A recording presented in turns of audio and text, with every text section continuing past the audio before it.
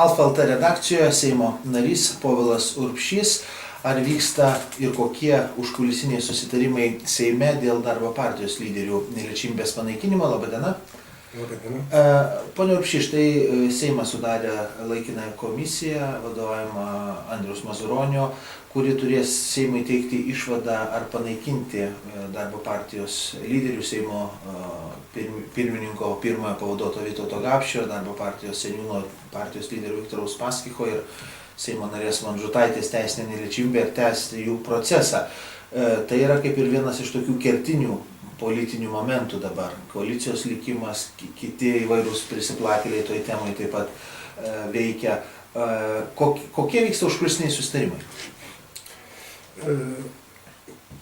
Žinot, asmuo, kuris gali būti įtariamas pavogęs vištą ar įtariamas sukčiavimo stambiu mastu, tiek ir tas asmuo, jie siekia bet kokią kainą išvengti atsakomybės.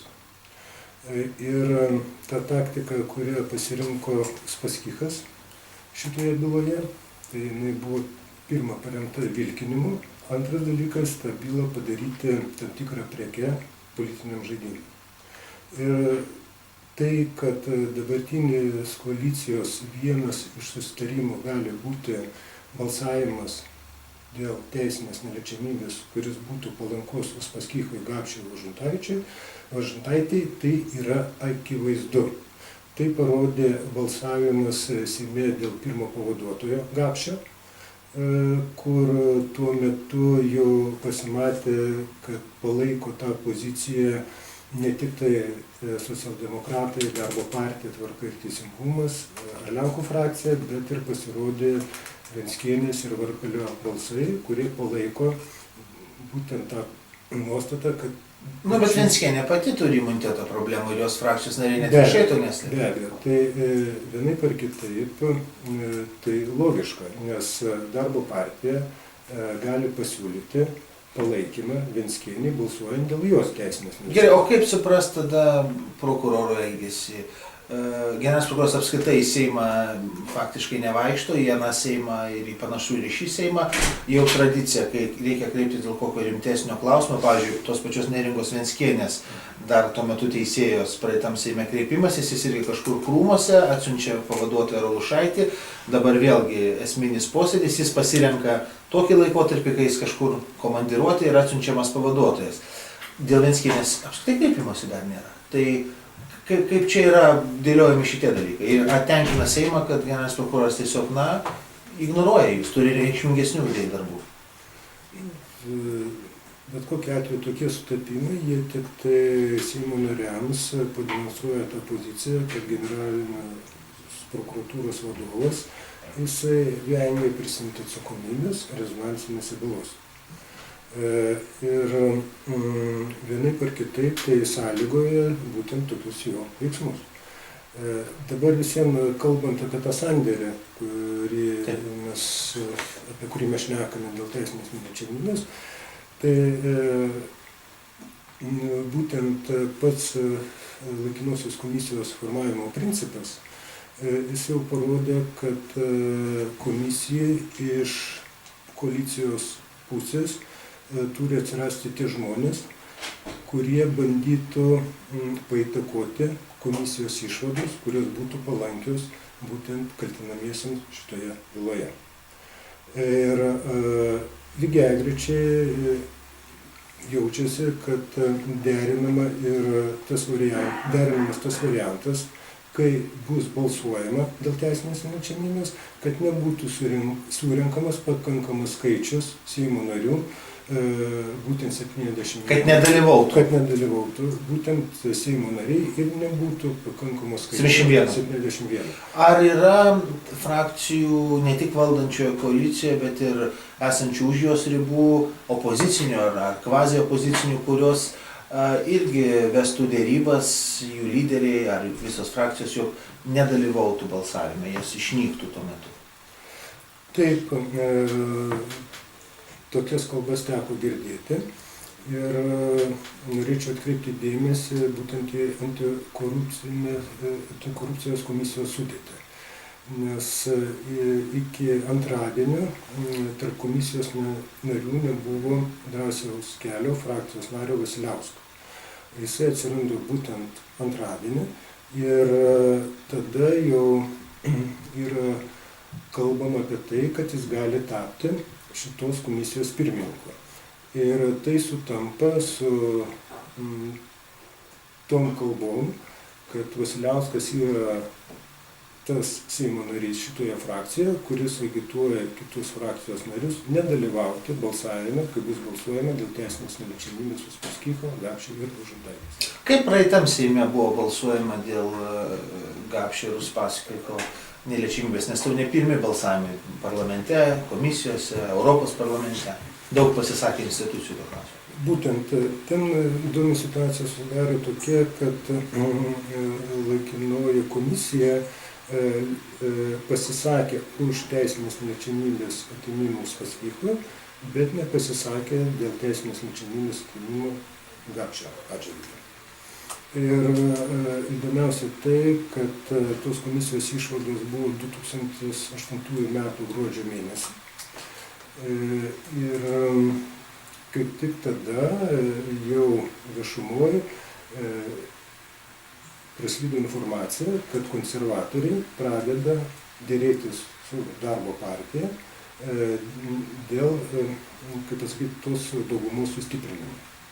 Tada Šedbaras, pamenu, labai tokia dviprasmiška užėmė poziciją. Nes būtent komisijos vadovas. Reiškia, ypatingai buvo keista interpretacija dėl Gapšio. Tarsi konstatuota buvo tai, kad nėra pagrindo teikti, kad tai yra politinis persekiojimas, bet vis vien laikinoji komisija prie išvados, kad nėra pagrindo teikti, kad traukti į baudžiamoją atsakomybę. Dar, aš noriu pasakyti dėl balsavimo. Tai socialdemokratai tuo metu iš 23 už teisinės neliečiamybės panaikinimo Uspaskichui balsavo 18. Dėl Gapšio balsavo tik 11. Ir įdomu tai, kad dėl Gapšio balsuojant 50%, jeigu aš gerai pamenu, nedalyvavo balsavime. Tai toks modelis ir šį kartą turėtų būti? Tai būtent toks modelis gali būti pritaikytas ir šį kartą ir tam yra pagrindo teikti. Bet kita vertus reikia pastebėti ir tam tikrą ir politinį bylos aspektą. Tai, kad ilgus metus byla vilkinama teismuose, vilkinama prokuratūroje, niekas byloje naujų jokių medžiagų nepasirodo, prieš antrą turą prokuroras staiga pamato, kad čia yra sukčiavimas. Iki šiol Valstybės saugumo departamentas nepateikė duomenų nei byloje, nei viešumai, gal jų neturi, o gal iš tiesų jos ir turi, iš kur tie pinigai. Kitas momentas vėlgi kitų suinteresuotų grupių įtaka tai bylai. Tie dalykai taip pat vyksta. Be abejo, toks įspūdis susidaro, bet aš norėčiau priminti pačią pradžią šitos bylos. Jeigu jūs prisimenate, Uspaskichas tada teigė, kad tai yra politinis užsakymas ir tas pagrindinis politinis užsakovas yra ne kas kitas, o tuometinis Seimo pirmininkas Artūras Paulauskas. Gal yra didesnių žmonių už poną Paulauską? Palaukit, mes dabar būkime nuoseklūs. Tuo metu jisai teigė būtent šitą. Ir dabar, kur yra Paulauskas? Paulauskas yra darbo partijos frakcijai, negana to jis yra tos laikinosios komisijos pirmininko pavaduotojas. Tai ką tai rodo? Rodo tai, kad pats Uspaskichas šitą bylą jisai siekia politizuoti. Dabar dėl veiksmų, sakykime, Valstybės saugumo departamento. Kai kurie veiksmai būtent ir sudaro prielaidas būtent Uspaskichui tai teikti. Nes tikrai keista, kodėl šitoje byloje nebuvo išaiškinta būtent pinigų kilmė. Bet tai būtent Valstybės saugumo departamento vaidmuo. Ir jeigu mes prisiminsime, tuo metu Artūras Paulauskas teigė viešai, kad jis turi duomenų iš specialiųjų tyrimų tarnybos, slaptųjų tarnybų, būtent, kad Uspaskichas ir Pacas yra įtakojami iš užsienio valstybių. Tai reiškia, jisai turėjo disponuoti tais duomenim, kuriuos turėjo surinkti Valstybės saugumo departamentas. Tai keista, kad tie duomenys vis dėlto nebuvo iki galo ištirti ir dabar sudaro prielaidas būtent Uspaskichui kalbėti apie tai, kad tai yra politinis susidorojimas. Nes jeigu būtų išaiškinta, kokia yra pinigų kilmė ir akivaizdžiai būtų įrodyta, kad ta kilmė yra susijusi arba iš šešėlinio verslo, ar tai iš spectarnybų užsienio valstybių, tai sumažintų galimybės pačiam Uspaskichui spekuliuoti tą bylą kaip politinę bylą. O dabar rinkimai vėlgi buvo darbo partijai kaltinimų, kad jie pirko rinkėjus. Mes nežinom, kad Konstitucinis teismas pateikė išvadą, kad keli jų nariai neturėtų būti iš viso Seimo nariais, buvo mandatai panaikinti. Vėlgi, jeigu tai buvo daroma, iš kur tie pinigai, ar saugumo departamentas atliko savo darbą per šitus rinkimus, stebėdamas užsienio galimas įtakas parlamento rinkimams? Aš manau, kad tikrai Valstybės saugumo departamentas neužkirto kelią būtent tam, kad neatsirastų toks skandalas, kuris privedė valstybę prie konstitucinės net krizės. Kodėl? Nes jeigu yra informacija apie tai, kad masiškai papirkinėjami rinkėjai, tai be abejo pas tuos papirkinėtojus iš kažkur tai atsiranda tie pinigai. Ir tai, kad vienas iš įtariamųjų ikiteisminio tyrime dėl papirkimo, jisai nekur kitur pabėgo, o būtent į Rusiją. Būtent, jeigu mes prisiminsime patį Uspaskichą, tai jisai yra pasiprašęs politinio prieglobsčio Rusijai.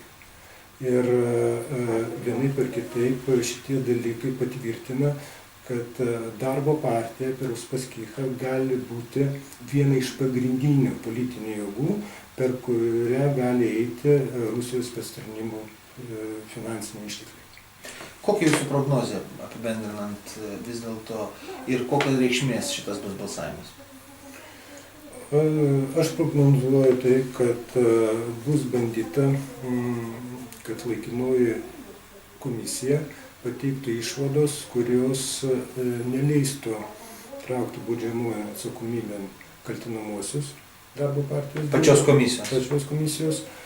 Kartu lygiagrečiai yra daroma tai, kad jeigu atsitiktų taip, kad Seimas visiems turėtų balsuoti dėl tų išvadų, nes bet kokia atveju Seimas balsuos. Nes jeigu mes prisiminsime 2008 metų laikinosios komisijos išvados, tai buvo tada už tai, kad patraukti baudžiamojon atsakomybėn Uspaskichą leisti ir buvo prieš Gapšį. Bet tada Seimas nubalsavo, kad vis dėlto abudu leisti patraukti baudžiamojon atsakomybėn. Tai logiškai bus, kad bus balsuojama Seime dėl išvadų ir nors tos išvados, kad ir gali būti palankios Uspaskichui, Gapšiui, Važontaitei, bet visiems jiems reikia užsitikrinti, kad balsavimas būtų palankus jiems. Ir todėl mes matome, kas vyksta su Drąsiaus keliu ir tie, sakykime, raginimai dabar iš Drąsiaus kelio kai kurių frakcijos narių nedalyvauti šitame balsavime, tai, ką mes matome pas socialdemokratus, irgi reiškia, iš ten ateina žinios, kad yra raginimai nedalyvauti šitam balsavime, tai be abejo bus einama prie to, kad nesurinkti to reikiamo skaičiaus 71 Seimo nario.